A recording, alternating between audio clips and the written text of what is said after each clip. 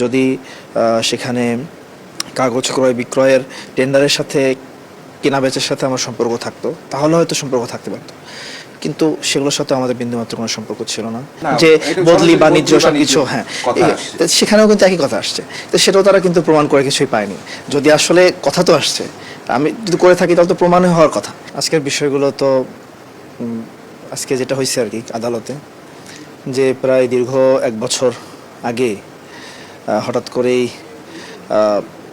অপ্রত্যাশিত আমার জন্য এটা, যে কিছু খবরের কাগজে একটা খবর চাওয়ার হয়েছিল যে জাতীয় শিক্ষাক্রম পাঠ্যপুস্তক বোর্ড, যেটা এনসিটিবি, সেখানকার বই পুস্তক ছাপানোর কাগজ ক্রয়ের কিছু লেনদেন হয়েছিল সরকারি, সেটার সাথে আমাকে জড়িয়ে একটি খবর, যেটা ভিত্তিহীন ছিল, মূলত অসত্য ছিল আমার কাছে, যেটা আমি বুঝতেছিলাম।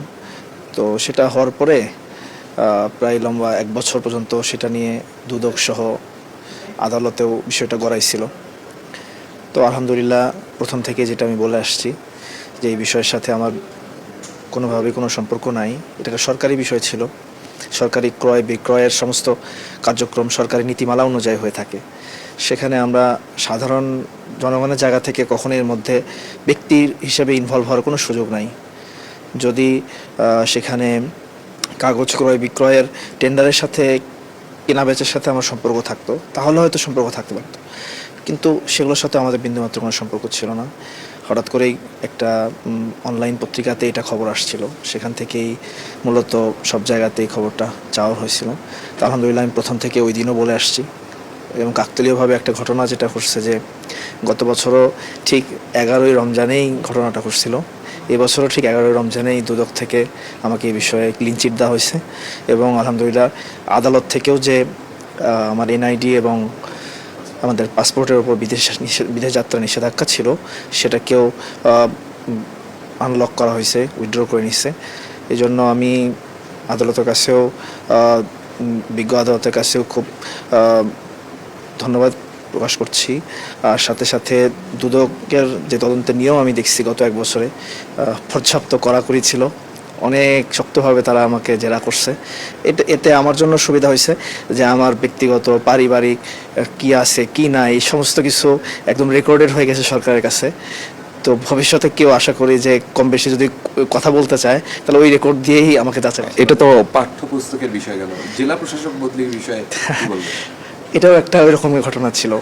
5ই আগস্ট পরবর্তী সময়ে আসলে কোন রাজনৈতিক দলের ব্যক্তিরা বিভিন্ন সময় সরকারের অন্তর্বর্তীকালীন সরকারের উপদেষ্টা হোক অথবা সচিবদের সাথে হোক দেখা সাক্ষাৎ করতে যায়নি, এরকম কারা ছিল? সব ধরনের দলেরই ছিল। আপনাকে কেন জেলা প্রশাসকের বিষয়টা আপনাকে নিয়ে আসলো?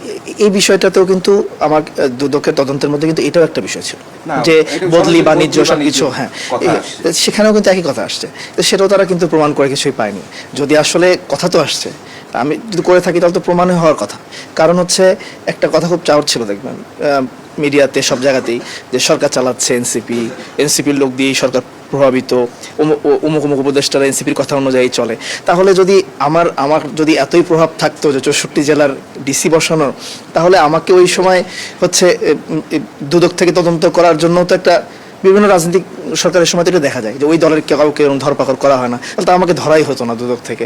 আবার এমনকি আমাকে এনসিপি থেকেও সাময়িক অব্যাহতি দেওয়া হয়েছে, শোকজ করা হয়েছে। তা যদি ওইভাবেই প্রভাব খাটানোর মতো অবস্থা হতো এবং ওগুলো যদি আমার দ্বারাই হতো, তাহলে আমাকে সাময়িক অব্যাহতি দেওয়া হতো না, আর দুদকও আমার নামে কোনো না। আদালতের এই আদেশের পরে, আদালত তো আপনার পক্ষে আদেশ দিয়েছে, এই আদেশের পরে এনসিপির সঙ্গে আপনার বর্তমান সম্পর্ক? আসলে দেখেন, যখন দুদকের এই বিষয়টা হয়েছিল তখন সাথে সাথেই অল্প কয়েকদিন, 3 থেকে 4 দিনের মধ্যেই সরকারের কার্যক্রমকে সহজ করার জন্য, যাতে কোনোভাবে এই তদন্তের মধ্যে, অভিযোগের মধ্যে বা অনুসন্ধানের মধ্যে কোনো প্রভাব কোনো জায়গা থেকে না পড়ে বা প্রভাব বিস্তার করার অন্য কোনো কথাও আবার মিডিয়া ট্রায়ালের মাধ্যমে না হয় যে এনসিপির একজন নেতা এটা করতেছে, সে ওই জায়গাতেই আছে, আবার তার নামে অভিযোগ তদন্ত চলতেছে, তার মধ্যে ফেয়ার হবে না। এই জন্যই কিন্তু মূলত এনসিপি সাময়িক অব্যাহতিটা দিয়েছিল, আমাকে শোকজ করছিল, এবং আমি তার শোকজের জবাবও দিছি। এবং এরকম, তাই বলে এরকম হয়নি যে তাদের সাথে আমার সম্পর্ক দূর হয়ে গেছে, এবং আমরা পরস্পর ইন্টারনাল আমরা কাজ করতে থাকছি, এখনও করতেছি। যেহেতু এখন আজকেই কেবল হচ্ছে এটা ফাইনালাইজ হয়েছে যে আদালত থেকে নিষেধাজ্ঞা উঠে গেছে, দুদকের নিষ্পত্তি হয়ে গেছে। তো আমি তো এটা আশা করব যে যেহেতু এটা সমাধান হয়েছে, আর এটা এনসিপির উপর থেকে একটা কলঙ্ক দূর হয়েছে। কারণ সবাই কিন্তু এটাকেই মিডিয়া ট্রায়ালে বোঝানো হচ্ছিল যে এনসিপির পক্ষ থেকে করা হয়েছে, এনসিপির প্রভাবে এটা করা হয়েছে। তো এটা অবশ্যই এনসিপি খুব ভালোভাবে নিবে এবং আশা করবো যে খুব তাড়াতাড়ি হয়তো সাংবাদিক সম্মেলনের মাধ্যমে দলের পক্ষ থেকেও এটার ব্যাপারে কথা বলা হবে।